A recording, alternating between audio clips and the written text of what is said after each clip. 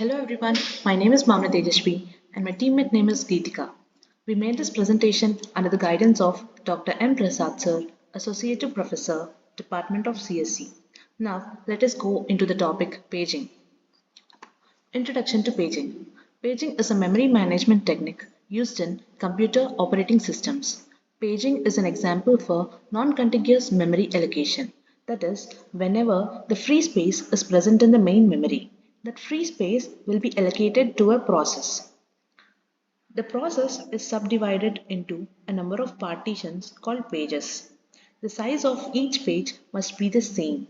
That is, if page 0 is of size 1 KB, then all the remaining pages should also have the same size, that is 1 KB. Now, main memory, which is also known as the physical memory, is also divided into number of partitions called frames. Here, the size of each frame must be the same. That is, if the frame size of frame 1 is 1 KB, then the second frame should also have the same size and all the remaining frames also should have the same size, that is 1 KB. And the point that has to be remembered is the page size and the frame size should be same always. Now coming to the page table. The page table is a data structure used by the operating system to keep track of the mapping between logical and physical addresses. It contains entities for each page, which stores the corresponding frame number in the physical memory. The page table is typically stored in the main memory to ensure the fast access. It accepts page number as input and it produces frame number as output. For example, if page 1 is given as an input for the page table, then it produces an output which is the frame number, that is 2. It simply says that page 1 is present in the physical memory in the frame 2. Now coming to the implementation of the paging. Whenever CPU wants to execute the process, then the pages of the process from secondary memory are loaded into the frames of main memory. In order to execute any instruction, CPU generates logical addresses. Logical address is mainly divided into two parts. First part specifies the page number and the second part specifies the page offset or the displacement, which is denoted by the letter D. This page number will be given as an input to the page table. It produces frame number as output. Here F denotes for page number. If we combine the frame number with the offset, then it will give the exact physical address in the main memory so that the CPU execute the corresponding instructions which is available at the address, at that particular address. The address generated by CPU is logical address and the address generated by the main memory is the physical address. Coming to the implementation of the page table. If we store the page table inside the register, generally we know that the registers are very fast than the main memory, but they are very smaller and in size and very expensive. If we store the page table in a register, we can access the data in the faster manner. But the problem is the size of the register is very small. If we store the page table in the main memory, we require two memory access for executing an instruction. One is for accessing the page table and other for accessing the main memory. So to execute the lakhs of instructions, we need to have lakhs of memory access. So in order to overcome this problem, we use a smaller faster cache, that is translation looked aside buffer. TLB is an associative memory. In associative memory, information is stored in the form of a tag where each tag is represented in the form of the pair. The first component of the pair is the key and the second component is the value. Here the key represents the page number and value represents the frame number. TLB contains most frequently accessed entries of the page table.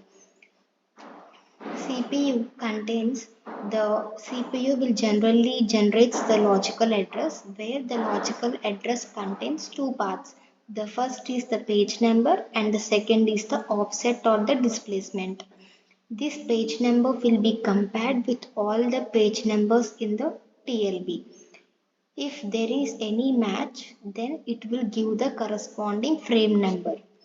If there is any match found, then it is known as TLB hint and it will give the frame number as the output.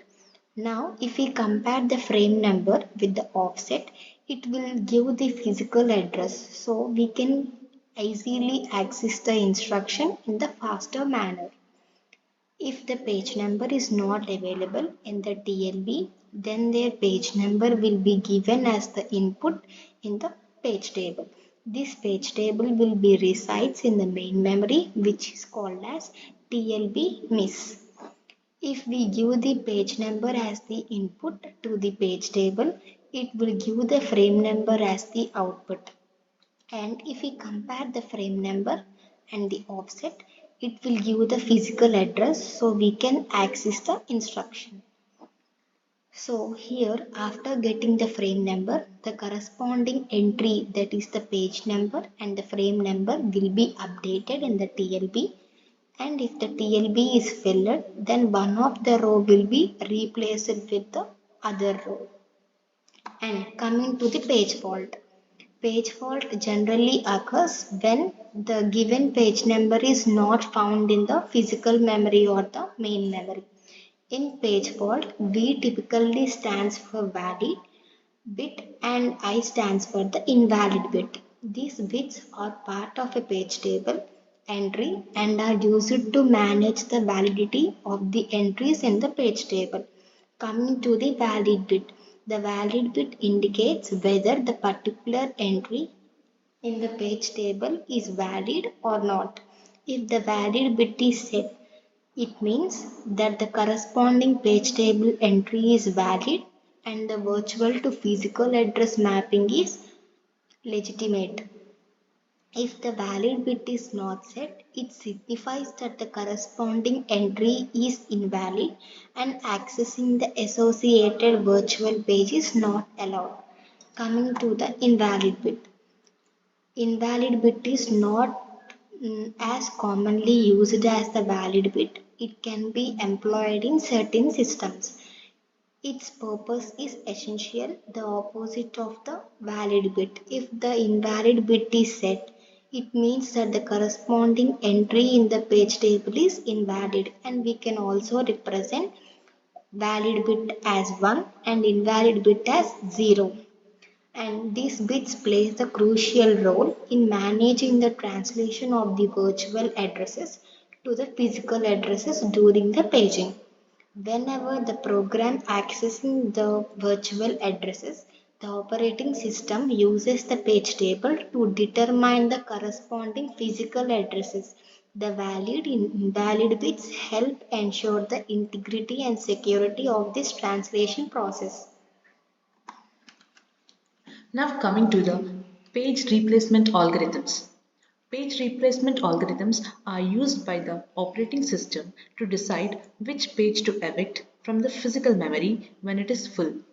Popular page replacement algorithms include FIFO, which means first in and first out, LRU, least recently used, and optimal. These algorithms aim to minimize the number of page faults and improve the overall system performance. Coming to the benefits of paging. Paging allows for efficient memory management by dividing the memory into the fixed size blocks. And paging enables the operating system to allocate the memory to the processes in the more flexible manner. And paging helps in reducing external fragmentation and allows for more efficient use of memory resources. Now coming to the advantages of paging. Paging allows for efficient memory allocation and utilization. It eliminates external fragmentation by dividing the memory into fixed blocks. Paging provides a level of abstraction to the processes making it easier to manage memory resources. Limitations of paging. Paging requires additional overhead in terms of memory for the page tables. Paging may introduce the additional latency due to the need of page table, and page table may lead to an increase in the page fault if the physical memory is not sufficient for the running processes. Now coming to the conclusion, paging is an effective memory management scheme used by the operating system. It provides efficient memory allocation, protection, and relocation. Understanding paging is very crucial for optimizing system performance and managing memory resources effectively. And that's all about the paging. And thank you.